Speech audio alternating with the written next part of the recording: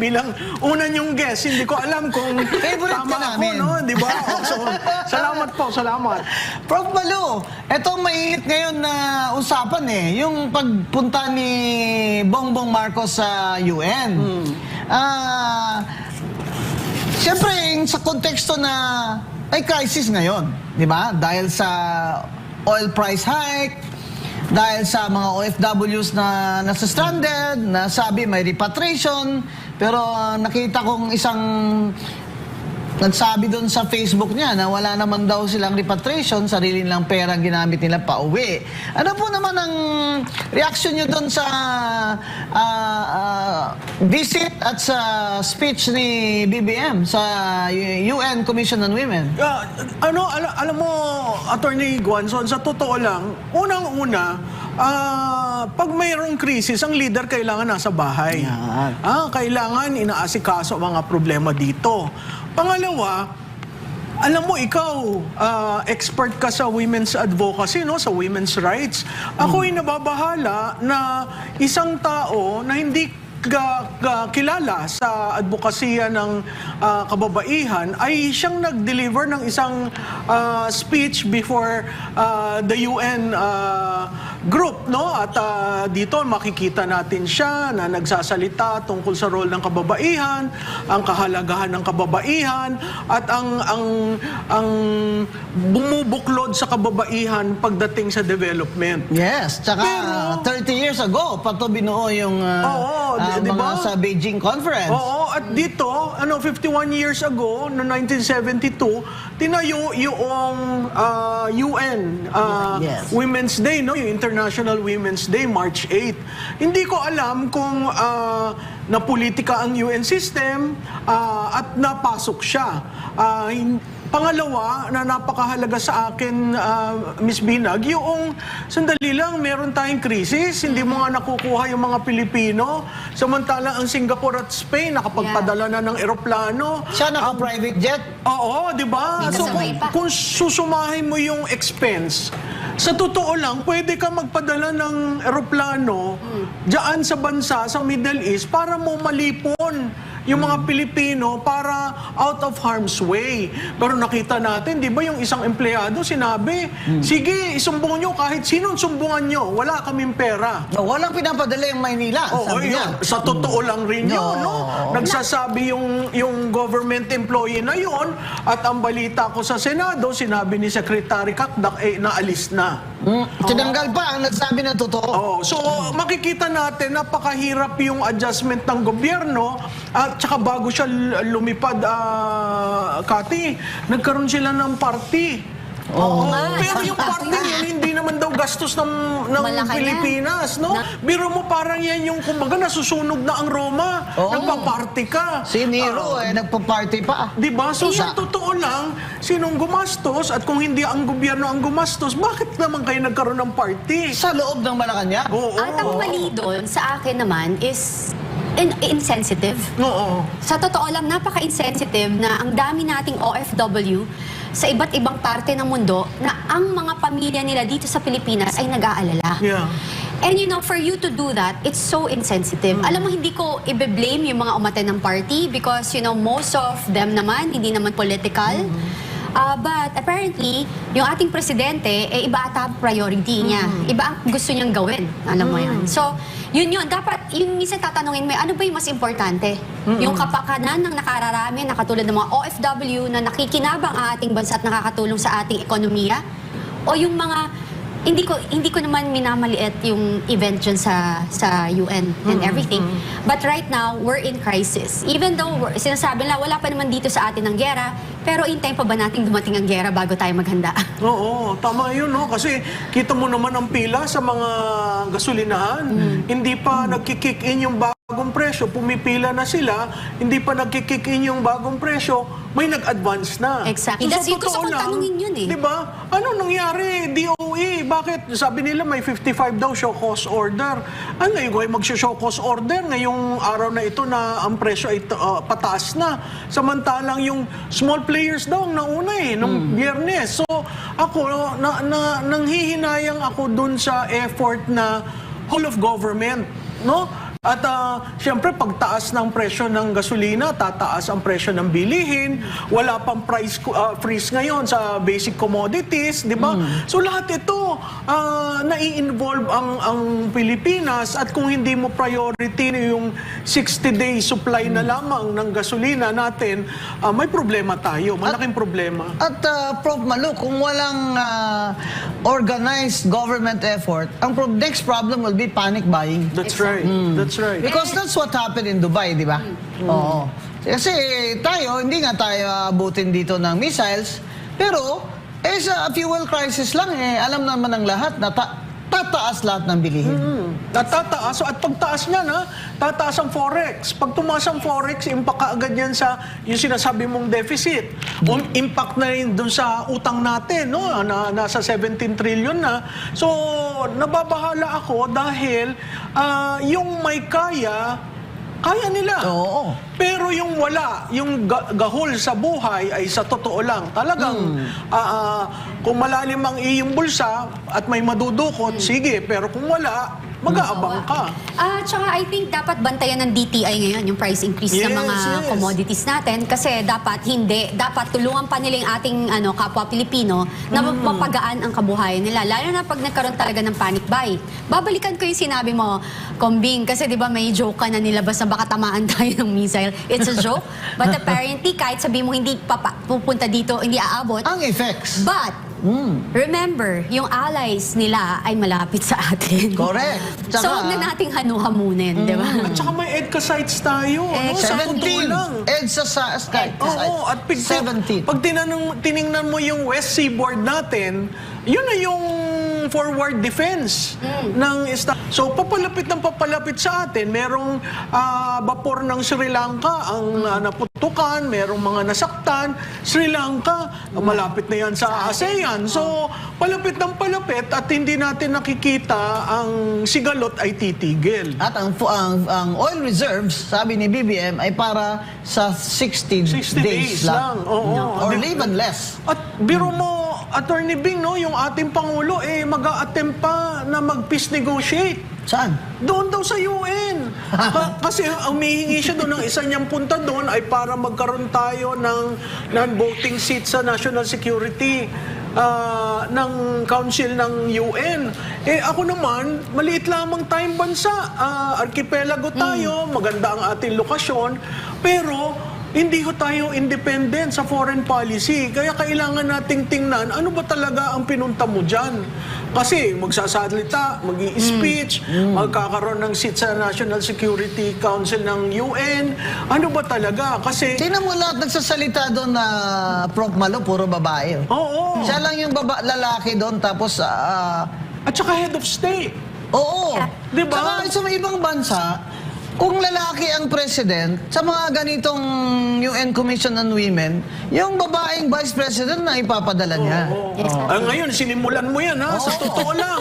Sino ba ang tinitirang babae? Oo. Diba? Doon tayo pumunta. Kasi yung lahat ng binigkas doon sa speech niya, napakaganda. Siyempre, delivered like, Marcos, no? Pero pag tiningnan mo, yung finact-check mo, sinong inaapi? Sino ang hindi kinukonsulta? Sino ang...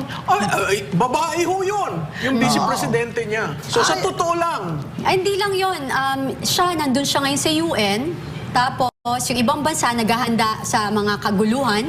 Like China right now, may lumalabas. Makikita niyo yan na nakahanda sila, nag-prepare sila just in case magkaroon sila ng attack. Tayo, wala. Meron ba? Wala. Wala. Di ba sabi ni AFP Chief of Staff na in 30 days matatapos na yung gera? At handa daw ang mga sundalo natin makipaglaban. Oo. Sa 30 days lang. Oo. Hanggang dumating ang kanilang saklolo. Pero alam mo, Atty. Bing, ang una kong tanong, wala nga tayong national siren system. Wala. Di ba Oo, nakikita natin sa ibang bansa, talagang bumubusina yung sirena pag may conflict at may attack, tayo. Di ba? Wala, hindi mo alam. Hindi mo alam kung dadating na yung bomb shelters eh. at saka nakita mo ngayon ang technology dito sa Iran, US, Israel. Talagang ibang klaseng technology na Ang Amerika magpapalipad ng mid-range missiles. Hoy, baka mamaya ang Iran ay through the somewhere in the Middle East. magpalipad din ng long-range missiles. Hindi, at saka alam mo, nakakatawa yung pinipinturahan nila yung kanilang mga akala mo aircraft. Pero pintura lang yon na pinalilipad na decoy. Tapos ang bumabaril, milyon-milyon na armaments ng US. Yes. Kaya makikita mo yung parang David and Goliath pa rin yung labanan sa Yeah. Middle East. Pero talagang matindi rin ang Iran, no? Matindi rin ang talino. kanilang pakibakbakan na sana naman dumating na rin dun sa kapayapaan dahil Yeah. napakahirap sa mundo. At surely, ang Nakakalungkot. kapayapaan na yan sa digmaang ito ay hindi manggagaling sa mga pahiwatig o request ni BBM. Kasi sino ba naman ang makikinig sa presidente ng Pilipinas na alam naman nila ng lahat ay nag-host ng 17 EDCA sites. Hindi lang yun. Bias nandyan na eh. Kaya, siyempre yung kabila sabihin, sino ba yan? Sino ba yan? Di ba? So, ang ano natin is, this conflict looks like if this lasts longer than 30 days, we are in trouble. Yeah, Yeah, at saka definitely. I think kasi hindi nila alam ano ibig sabihin ng EDCA site. Ikaw, Combi, tsaka Prof. Malu, para maintindihan ng ating mga kababayan, ano ba ang EDCA? Ayan, Malo. Ayan, Diba? alam mo, Importante yan eh. Ang EDCA sites is supposed to be a non-military use of our land jurisdiction, no? Na kunyari, hindi military bases. Oo. So, kasi na-abrogate na natin yung US military bases nung Time ni 1990s. Oo. Wala na yan. Wala na ang Subic at Clark. Ngayon po, naglagay sila ng certain areas sa West Seaboard facing China, South China Sea in Taiwan. At supposedly dun sa kasunduan natin sa EDCA, yan po ay para lamang sa pagtulong pag may bagyo, climate change. Wala akong pinag-uusapan na gera. Pero may nagawa na ba? Natulungan Wala, na ba sa lahat tayo? ng bagyo, Yun wala eh. naman ng Estados Unidos, usually nahuhuli. O pati yung kanilang annual balikatan, yan, nakikita natin dyan. Yan po yung mga EDCA sites. natututunan ng US Army. Hindi ho ang Pilipinas. Kahit nga ho yung pagtetest ng protocol sa mga labanan sa Muslim nations, dito ho yung tinetest sa atin. Dito ang sa training South. grounds. So, ako nagtataka, tayo ba ay ayuda sa pag-alam ng mga Estados Unidos kung paano labanan? O parte tayo ng forward facility ng Estados Unidos sa ating region? And that will be interpreted by Iran and allies. Yes. Not Oo, by that's true. not by BBM. Yeah. Not by the US. Yung kalaban Si nila Iran. ang magsasabi kung yan ay isang sa forward what do you call Facility. this? Which is a potential military risk Oo. for them, which will invite attack. Yes, Diba? Yun yes. ang worry. Yun ang po ang worry At natin. nakita po natin ng Iran, pag nagpapasabog ng bomba, ang lilalandingan mga US facilities. Yes. So, yun yung delikado. Lalo Kaya na tinamaan yung Dubai. Oo. Kasi, di ba, it's really a pro-American Yeah. site. So, I think yung atake ng Iran is very strategic. Una, Holy Month. Yun sa Ramadan. Muslim, Ramadan.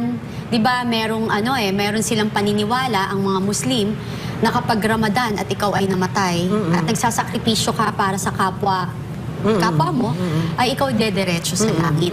Alam mo 'yun. So, yun yung mga nakakatakot eh. Kasi ngayon sila umatake. No. Yung parang pinaghandaan nila na, okay, we're doing this for our country. Handa kami mamatay para sa kapwa namin Iranian. So, tapos, ang nakakaano doon, parang kung nakikita mo, willing sila na inaatake nila yung mga bases ng US. Talagang willing sila. Ano man mangyari ngayon, willing na kami kung anong kahihinatnan. Yun yung nakakatakot. Kasi maraming mga bansa na nadadamay because of this situation. Kaya yung EDCA talagang, Problematic. let's be realistic Yeah. here. Sa totoo lang. Oo, hindi. At saka alam mo, ang maidagdag ko dyan, no?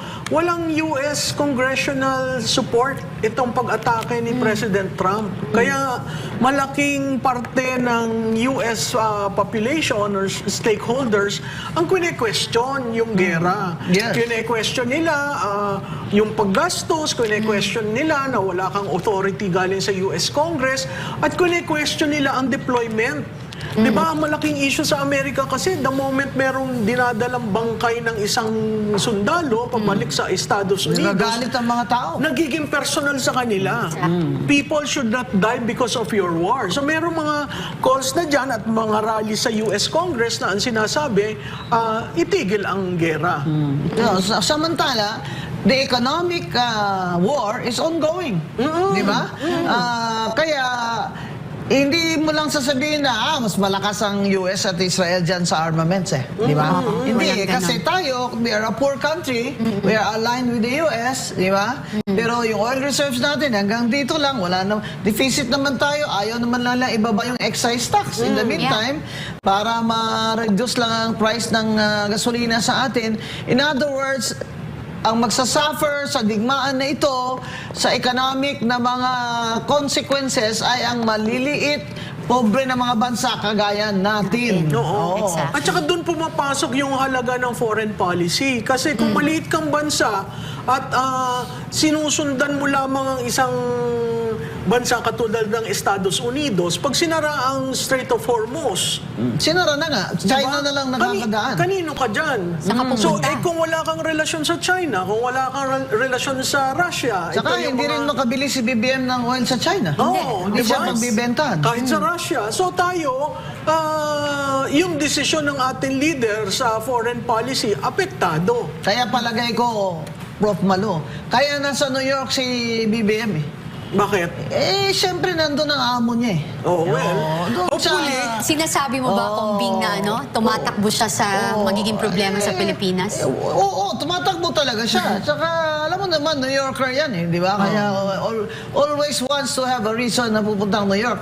Balita ko, isang buong private plane, massive daw, yun ang word, a massive delegation from the Philippines. Really? Bongga ka. and it took the scenic route, going to Alaska and then ending up in New York. Tapos humingi kayo ng budget na ilang bilyon para sa travel, Auntie Claire. Oo. Yun. Oo, mali. Bakit naman ganyan ang presidente natin habang nagdudusa dito ang kanyang mga kababayan? Yan lang naman. Saka yung Congress natin, tingnan mo yung House of Reps, narinig nyo ba na tinatalakay itong mga, the DTI should be ready for this or that. Let's have the Economics Committee should summon the heads of these agencies to tell us how are they preparing our country for this the consequences of this war. Yeah.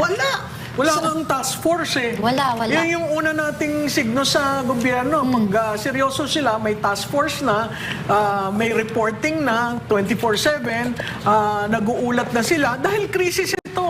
Natandaan mo yung COVID. Kahit na sabihin mo nag-umpisa tayo ng magulo, merong effort to report to the public. Ito yung nangyayari, ito yung expectation nyo. At saka, Ngayon, wala. ginawa naman ni President Digong yung advice si Dr. Saldana, di ba? Saldana, na the best way is to close the borders. Yeah. Yeah. So that was the Hard decisions were made. kulungan. Yeah. Bakit yung asawa ni Luistro, kakaiba?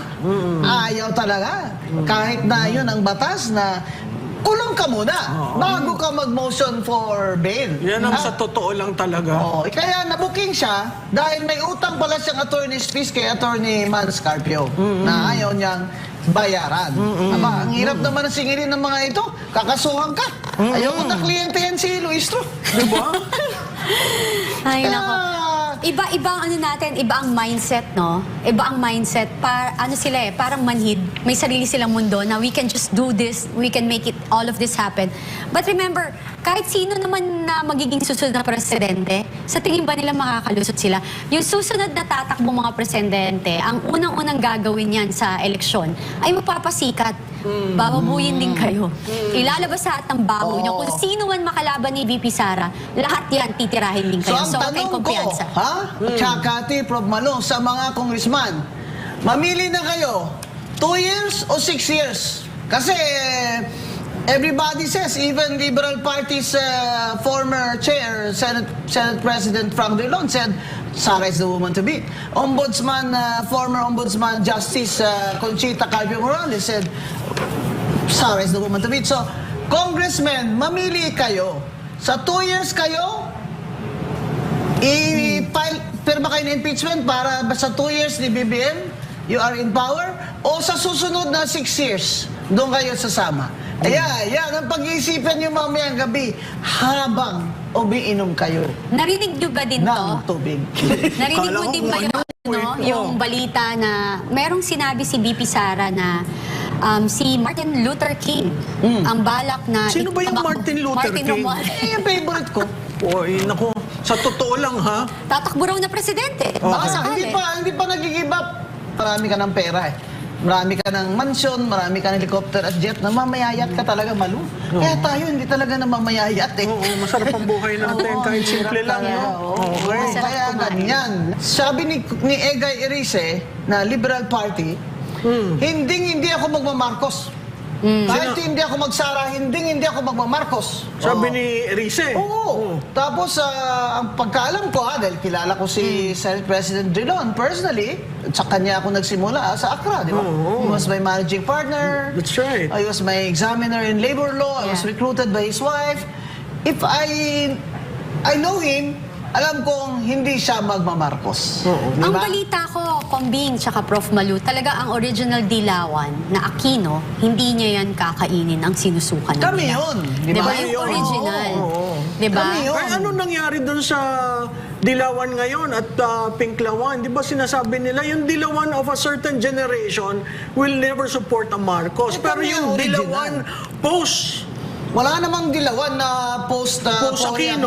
wala. Oo. Naging kakamping ang kulay-kulay nila. Oo. Kaso ang kakamping, may confusion kasi si Risa Ontiveros sumama dun sa slate, kaya ang sabi ng bayan, kakamping din sila. Hindi po kayo kakamping, kakampi kayo ni BBM. naku, sa totoo lang ha, medyo maanghang ang mga pananalita Kakampi dito sa show na ito. kayo ni BBM. Mahihirapan yung susunod na guest sa inyo. Oo. Ayaw na yata ng ibang maupo dito at Oo, ano daw eh. Kasi talagang sa totoo lang yun talaga, parang pana na tumitira eh, no? Huwag nyo naman mga tao i-confuse kasi maraming kakampik na hindi talaga magmamarcos. Hindi, welcome din naman sila dito. Talaga may ganon? Oo, marami. Akala ko naman eh, ayaw talaga, gustong-gusto nila si Marcos. Parang Sino eh? ano? Hindi kasi meron kasing Facebook, kaya yan na-confuse. May Facebook kasi na Lenny Nation. Oo. Na ang gumawa yata yung mga taga-Naga. Oo. Eh, nakalagay doon yung pinupuro nila si Sandro. Oo. Na sa birthday ni Sandro, Oo, happy birthday. yun, the next si president. Sandro, kakaibang Marcos ito. Yes. Hindi nga siya kakaibang Marcos, kamukha niya si Charis eh. Kaya kakaiba siya eh, di ba? Ewan Eh, ka dito kasi. ngayon, ang alam ko, may hidwaan sila kasi marami din nag-object na bakit ganyan. Tapos nilagay nyo dyan sa Facebook na pangalan ni Lenny nandyan. So, mga bata, mag-isip kayo ng mabuti. Kailangan sa 2028, may reforma. Kung hindi nyo pananagutin si Marcos at ang Oo, kanyang gang, eh pananagutan. anong reforma ang ibang hinahanap nyo at sinasabi nyo? Kailangan Napaka-importante paruin nun. yan ng mga kakampi ni BBM. Kakampi. Kakampi. Hindi kakamping. Hindi Hindi, kakampi. dito mo rin Oo, kita mo makikita yan, sa po totoo lang. na dito mo rin makikita na talagang ang bayan natin ay naghihirap. Grabe, ang daming kumakapit sa patalim kasi kailangan ng pera. Oh, crime rate is up, ha? Yes, Ang sobra. parlor ko, nagsasara na ng 4 o'clock. Malu. Kasi takot sa hold up. Grabe, Kung madilim na daw, ayan ang mga hold upper. Oo, unlike before, hanggang 11 p.m. nakakalakad Sa ka. Tondo nga daw ang nagbebenta ng droga, 10-year-old. Mga bata, 10-14. Kasi nga naman, pag hinuli mo, hindi naman makukulong Oo, eh. that's right, So that's that's a right. very, sobrang talino ng mga hinayupak kayong mga drug dealers. Yung kayo. mga adik kayo, ha? Kasi ang leader nyo, nasa New York. Yes, hard decision pero decisive siya doon. At saka sa panahon ngayon, especially may social media na nakikita na ng tao, karapatan natin bilang mga mamayang Pilipino na malaman kung ano yung katotohanan para makapaghanda tayo. Kung meron tayong gobyerno na hindi tayo tinuturuan maghanda, saan tayo pupulutin? Lalo yung mahihirap. Kawawa. Ang dami natin, 50% of our population ay mahirap. And Alam mo, hungry. ang natutuwa ako, ang mga local government. Mas sanda pa ang Yes. Quezon City, ang Manila, yung mga highly urbanized Meron city nga kaysa sa silang mga, national. yung go bags. Oo, May handa na sila. Quezon City Diba? ako eh. Tapos meron silang update. Ito ang presyo ngayon. At dito mga mura, itong areas ng gasoline station. So, kailangan Kumusta mo po ng dyan sa giya. House of Representatives? Kumusta po dyan? Magkano na po ba ang Richard Mille ngayon na relo? Oo, di ba? Yung ganun siguro ang mga tinatanong When dyan. you're Kaya, confronted with the realities on the ground, sa totoo lang, matatanong mo sa iyong kongresista,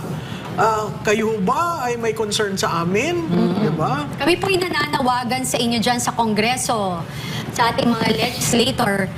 Sana ho baguhin nyo yung priority nyo. Hindi natin sinasabi na huwag nyo ituloy yung impeachment or anuman, pero nahaharap po tayo sa totoong krisis ng bayan. ang priority nila, Kati, ang impeachment eh. So, next topic natin, Prof. Malo. Impeachment na naman. Oo. 2.0.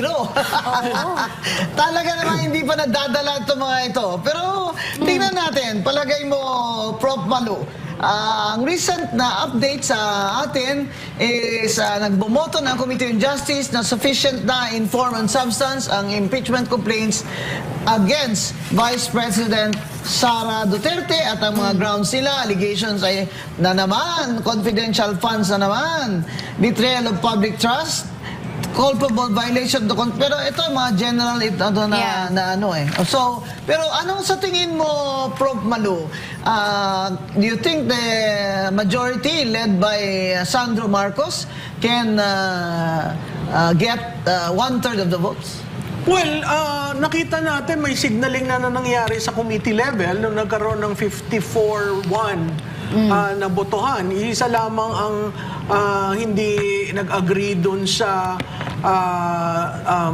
determination of form and substance. Yung form, Isuntay. madali lang yun.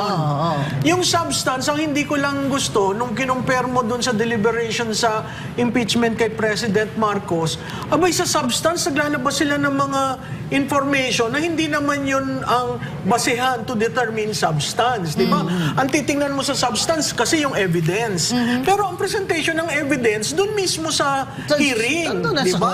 Oo. Senate court. Pero nakita mo, ilinabas ni Congressman Ridon yung salin na hindi naman niya sinabi na yung 2008 ay Vice President pa lang dun si BP Sara. Kinumpare niya to explain unexplained Mayor. wealth. Yeah. Yung 2008 hanggang Vice Presidente siya. Ay, Parang siyang senador. Parang siya yung nag-uusga. Di ba? Yeah. Total of 16 years. Kahit sinong Pilipino sa total of 16 years, umaangat ka sa buhay mo. Oo, at Pero saka sa kanya, abogado unexplained At saka wealth. abogado yung husband. Oo. May law practice. Tsaka normal po, kahit sa gawin nyo, kahit sa sinong accountant dyan, it's normal na nag-appreciate ang ating pera na 10% a year. I did that. Oo, yung compound Yeah. interest. Yeah. Pero sa kanya, 1,008%. Kaya sabi ko, ano bang math meron itong si Congressman Ridon? Hindi niya ko maintindihan. in-identify eh. Oo. Kung paano, saan galing and everything. Diba? At saka yung value of money. No. Kaya, Diba? Congressman Terry Ridon, Sa totoo my lang, former student, estudyante mo yan. Meron akong text dito na receive na ikaw din daw, ipakita mo ang salin mo simula nung bago ka lang naging Kabataan Party List Rep hanggang ngayon kung magkano daw ang taas ng salin mo. On the side lang yan ha, para lang alam nyo na naging estudyante ko yan. Kaya magaling yan eh. Ah, Diba? talaga nga naman ha. Pero ang math mo, magaling sir. yan eh. Oo, Ang math kailangan mo, medyo galingan, ayos-ayos. galingan niya dyan ha, para hindi siya mapahiya. sa Ayusin akin. nila yung mathematics, Oh, yung ang numero. pangalawa niyan, si Congresswoman Laila De Lima.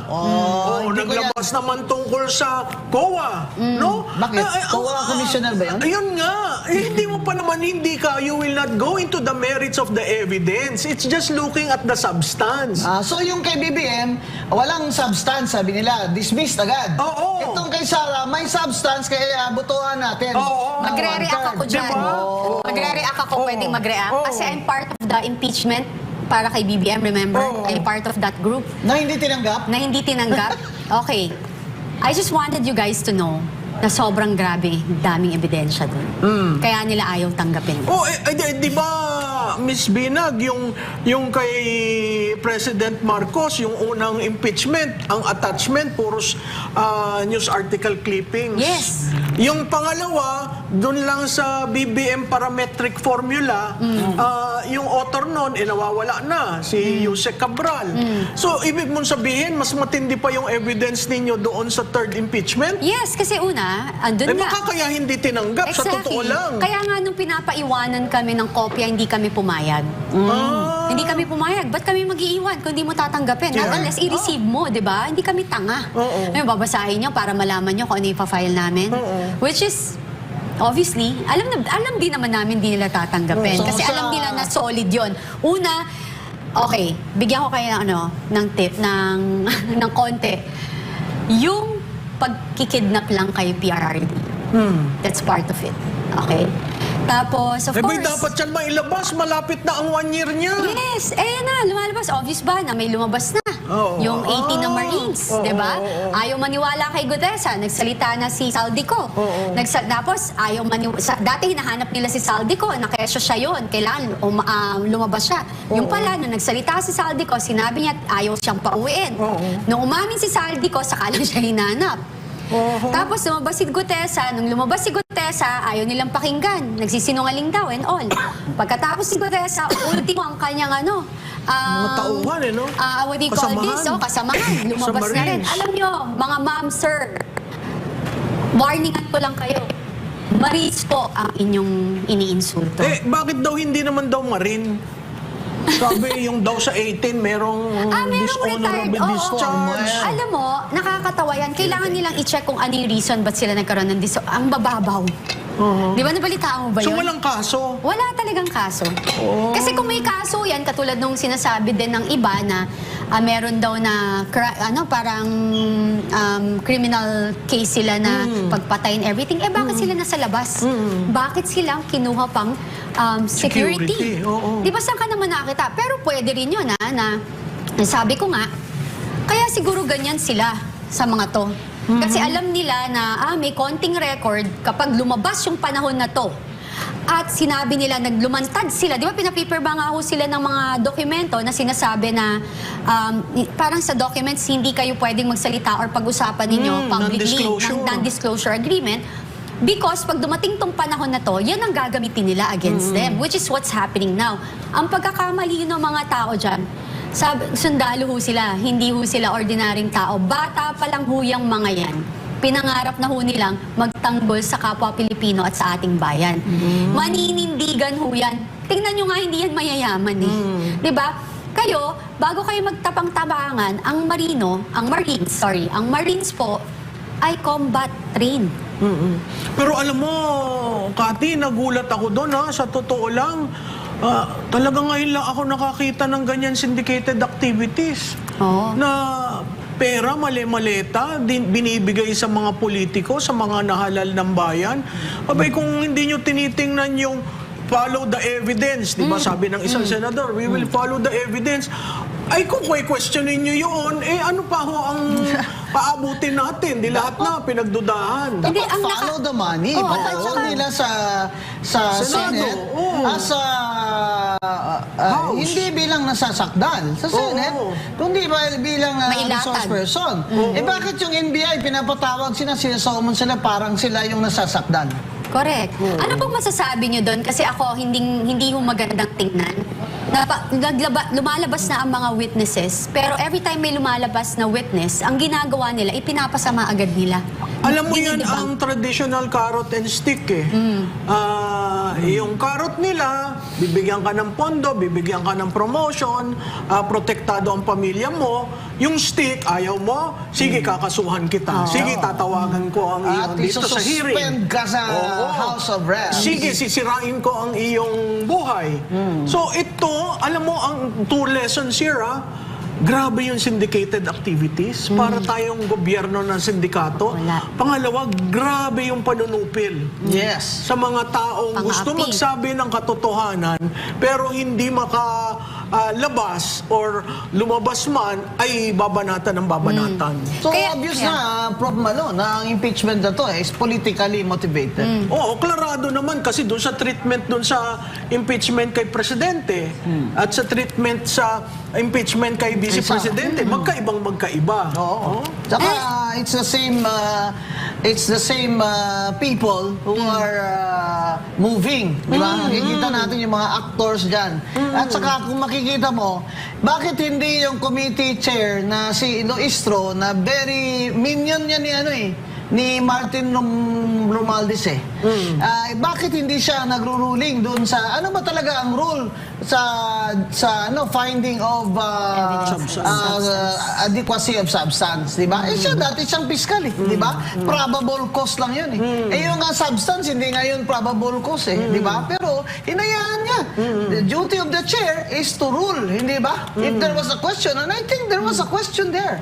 Pero hindi kasi bias itong si Luistro kasi ito yung nagsasabi ng dahil may taex, dahil sa speaker, Martin, di ba?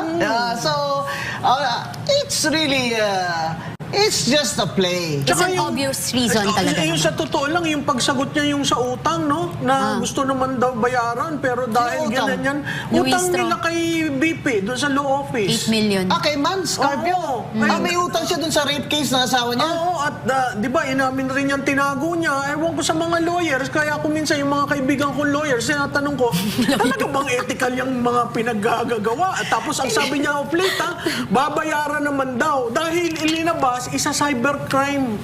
Si BP Inday. Paano isa sa ayaw talaga magbayad, kaya gano'n. Diba? Bakit naman ang IBP is a challenge for you? Hindi mo ba pwedeng IBP mo to prove you? Iimbestigahan nyo na yun? Kasi admission yan na sinabi niya na tinago niya yung asawa niya. And that was rape. That's a non-bailable offense. Bakit si Rebilla? Na nagdi-deny siya na ginawa niya yan. Pero bakit yung asawa ni Luistro, kakaiba? Ayaw talaga. Kahit na yun ang batas na kulong ka muna bago ka mag-motion for bail. Yan ang sa totoo lang talaga. Kaya nabuking siya dahil may utang pala siyang attorney's fees kay Attorney Man Scarpio na ayaw niyang bayaran. Aba, ang hirap naman ang singilin ng mga ito. Kakasuhan ka. Ayaw ko na kliyente yan si Luistro. Diba? Ay, nako. Iba ang iba ang mindset, no? Iba ang mindset. Parang manhid. May sarili silang mundo na we can just do this, we can make all of this happen. But remember, kahit sino naman na magiging susunod na presidente, sa tingin ba nila makakalusot sila? Yung susunod na tatakbong mga presidente, ang unang-unang gagawin yan sa eleksyon ay mapapasikat. Bababuyin din kayo. Ilalabas sa ng baho nyo. Kung sino man makalaban ni VP Sara, lahat yan titirahin din kayo. So, ang tanong ko, Chakati, Prof. Malo, sa mga congressman, mamili na kayo, 2 years o 6 years? Kasi everybody says, even Liberal Party's former chair, Senate President Frank Drilon said, Sara is the woman to beat. Former Ombudsman Justice Conchita Carpio Morales said, Sara is the woman to beat. So, congressmen, mamili kayo. Sa 2 years kayo, pirma kayo ng impeachment para sa 2 years ni BBM, you are in power, o sa susunod na 6 years, doon kayo sasama. Ayan.